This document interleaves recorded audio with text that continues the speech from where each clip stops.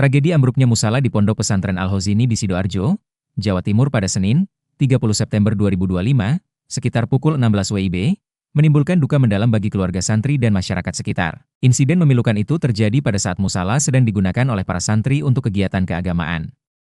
Saat itu, lantai 2 bangunan tiba-tiba ambruk dan menimpa para santri yang berada di bawahnya. Hingga Rabu sore tercatat ada 3 santri meninggal dunia dan 16 santri luka-luka.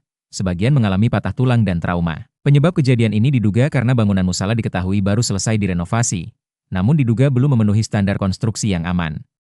Struktur lantai 2 tidak mampu menahan beban saat digunakan oleh puluhan santri. Pihak kepolisian dan tim ahli konstruksi masih melakukan investigasi untuk memastikan penyebab pasti ambruknya bangunan. Tribunnews.com mencatat cerita pilu ambruknya musala Ponpes Al-Hozini, di mana salah satu cerita adalah seorang keluarga hingga kini kehilangan kontak dengan anaknya. Padahal, sebelum kejadian anak sempat meminta izin kepada orang tua untuk pulang ke rumah, namun dilarang oleh ibu. Sugianto, seorang ayah dari santri bernama Muhammad Abdurrahman Nafis hingga kini masih mencari keberadaan anaknya. Melansir dari YouTube Kompas TV, Sugianto menceritakan informasi yang ia dapatkan sejauh ini. Untuk pencarian kami serahkan sepenuhnya kepada tim relawan, Basarnas, dan pihak terkait. Kami sebagai keluarga hanya bisa berharap anak-anak kami bisa segera ditemukan. Kalau memang selamat, tentu itu harapan terbesar kami. Kalaupun tidak, ya kami pasrahkan kembali kepada Allah yang Maha Kuasa.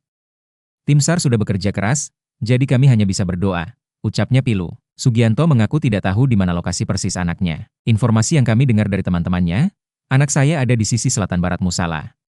Tapi apakah masih hidup atau tidak, itu kami serahkan kepada Allah, tambahnya. Sugianto pun menceritakan kronologi ia mendengar kabar tentang anaknya. Kami dihubungi ustaz pondok yang memberitahu ada musibah ini.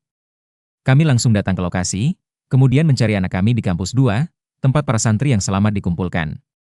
Ternyata anak saya tidak ada di sana. Lalu pihak pondok meminta data santri yang belum ditemukan, dan dari situlah dipastikan anak saya termasuk yang masih di dalam runtuhan, ceritanya. Sugianto lalu menceritakan percakapan terakhirnya dengan sang anak. Terakhir hari Sabtu sore. Anak saya sebenarnya minta izin pulang sebentar, katanya ingin jalan-jalan sehari saja. Tapi ibunya tidak mengizinkan karena dia harus belajar menghadapi ujian semester. Biasanya dia tidak pernah meminta pulang kecuali di hari libur. Jadi itu cukup berbeda, tapi kami sama sekali tidak menyangka akan ada kejadian seperti ini. Kami hanya bisa memantau perkembangan di posko.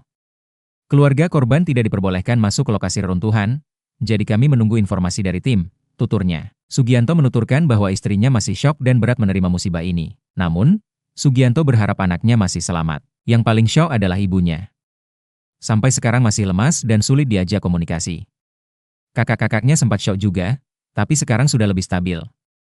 Hanya ibunya yang masih berat menerima situasi ini. Kami mohon doa dari semua pihak, dari media, dari masyarakat, dan tentu dari tim penyelamat. Semoga anak saya dan korban lainnya segera ditemukan dengan kondisi selamat, ucapnya lagi. Hingga kini, Sugianto bergantian dengan keluarganya untuk tetap di posko. Kami bergantian dengan keluarga. Hanya saya dan istri yang tidak bisa pulang. Kakak adiknya bergantian menjaga. Banyak juga kerabat yang datang untuk memberikan dukungan dan menemani kami. Alhamdulillah, bantuan sangat banyak. Makanan, minuman, roti, kopi, semua tercukupi. Kami tidak sampai kekurangan, banyak yang peduli dan membantu, tutupnya. Download Tribun X sekarang, menghadirkan lokal menjadi Indonesia.